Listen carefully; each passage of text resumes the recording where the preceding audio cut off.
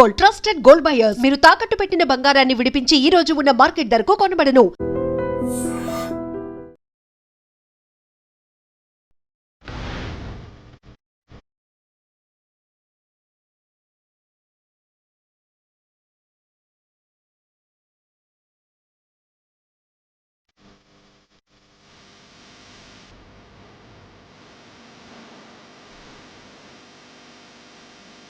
మేడారం హుండీల లెక్కింపుల్లో కోట్ల ఆదాయం వస్తోంది. ఇప్పటి వరకు 5 రోజుల పాటు హుండీల లెక్కింపు ప్రక్రియ పూర్తయిపోయింది. ఇక్కడ 11.83 కోట్ల ఆదాయం ఇప్పటికే వచ్చినట్టు అధికారులు అయితే వెల్లడిస్తున్నారు. ఇంకా పూర్తి స్థాయిలో లెక్కింపు చేపట్టేందుకు ఇంకా 2-3 రోజులు సమయం పట్టొచ్చు. అండ్ హుండీలో 18 దేశాలకు చెందినటువంటి కరెన్సీ లభించినట్టు చెప్తూ ఉన్నారు. డబ్బుల లెక్కింపు పూర్తయిన తర్వాత బంగారం, వెండి, ఇతర ఆభరణాలను లెక్కించబోతున్నారు. అండ్ ఆసియాలోనే అతిపెద్ద గిరిజన జాతర అయినటువంటి మేడారం సమ్మక్క సారలమ్మ మహాజాతర ఇటీవల పూర్తయిన సంగతి మనందరికీ తెలిసిందే. దాదాపు 2.5 కోట్ల మంది భక్తులు వచ్చి అమ్మవార్లని దర్శించుకున్నట్టు తెలంగాణ సర్కారు కూడా వెల్లడించింది.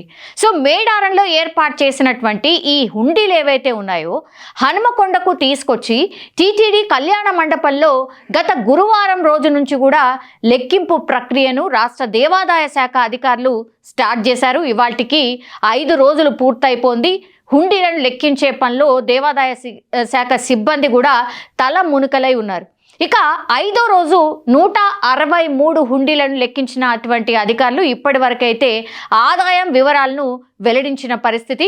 ఇవాళ ఒక్కరోజే 163 హుండీలను లెక్కిస్తే అందులో మొత్తం 1.12 కోట్ల ఆదాయం వచ్చింది.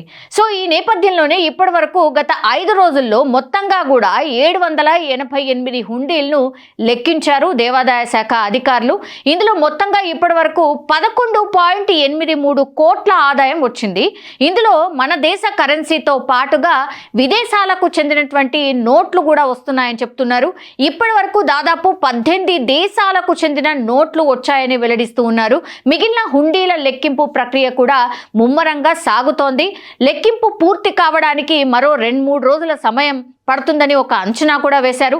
ఇప్పటి వరకు డబ్బులు మాత్రమే లెక్కించారు. ఈ నోట్లు మొత్తం లెక్కించడం పూర్తయిన తర్వాత బంగారం కావచ్చు, వెండి కావచ్చు, వెండి వస్తువులు కావచ్చు, వాటి బరువు ఆధారంగా విలువను నిర్ధారించబోతున్నట్టు కూడా అధికారులు చెప్తున్నారు. ఇక మేడారం మహాజాతరలో ఏర్పాటు చేసినటువంటి హుండీల ద్వారా వచ్చిన మొత్తం ఆదాయంలో 33% మేడారం పూజారులకు అందించబోతున్నారు. ఇక గతంలో నిర్వహించినటువంటి మహాజాతరలో సుమారుగా 13 కోట్ల ఆదాయం వచ్చింది. అయితే ఈసారి భారీగా ఈ అంచనా పెరగబోతున్నట్టు కూడా దేవాదాయ శాఖ ఒక అభిప్రాయం అయితే వ్యక్తం చేస్తోంది. గతంతో పోలిస్తే 3 రెట్లు అధికంగా హుండీ ఆదాయం వచ్చే అవకాశం ఉందని కూడా ఒక అంచనా అయితే వేస్తున్నారు. సో మొత్తం హుండీల లెక్కింపుకు దాదాపు 10 రోజులకు పైనే సమయం పడుతుందని అధికారులు చెప్తున్నారు. హుండీల్లో డబ్బులు, బంగారం, వెండి, ఇతర ఆభరణాలు, విదేశీ కరెన్సీ లెక్కింపు అంతా పూర్తయిన తర్వాత మొత్తం ఈ ఆదాయం ఎంత వచ్చింది అనే దానిపై ఒక అధికారిక ప్రకటన కూడా ఉండబోతోంది. సో ఈ మహాజాతరలో భాగంగా గద్దెల ప్రాంగణంలో మొత్తం 828 హుండీలను ఏర్పాటు చేశారు. మనందరికీ తెలిసిందే. వాటిలో 780 ఇనుప హుండీలు ఉన్నాయి, 45 వస్త్ర హుండీలు ఉన్నాయి, 3 బియ్యం హుండీలు ఉన్నట్టు కూడా దేవాదాయ శాఖ అధికారులు ఆల్రెడీ వెల్లడించారు. ఈ హుండీల్లో పాత 500, 1000 నోట్లు కూడా వస్తున్నట్టు సంబంధిత వర్గాలు అయితే చెప్తూ ఉన్నాయి.